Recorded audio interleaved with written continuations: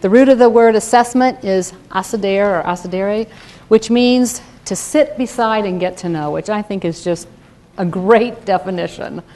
Okay.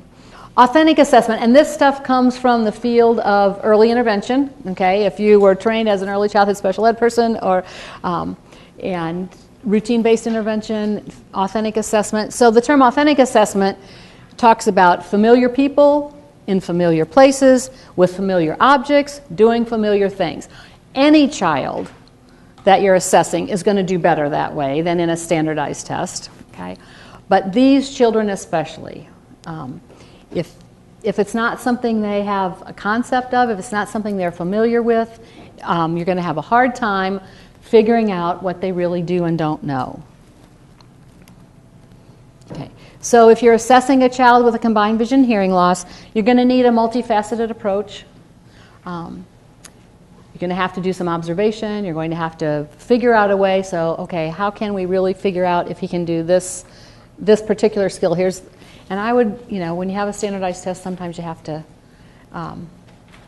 just try to find a different way to demonstrate that same skill. You maybe can't, no standardized test is normed for kids with combined vision hearing loss. None are. There are some tools that can help. There are some that are better than others. People like Lisa and Megan can help you find those, okay?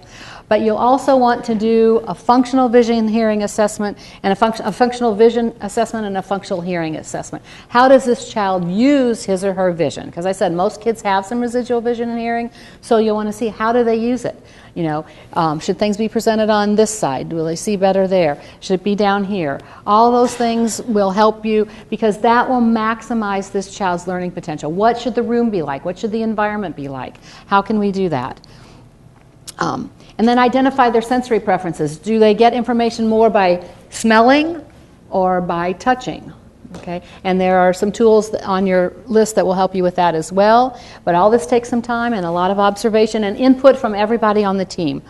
And then you've got to put all those pieces together. Okay, here's what we learned from this person, this person. It's not different than other assessment, but it is different than other assessment because you've got to take extra time and you've got to make sure that you're getting the information that you need.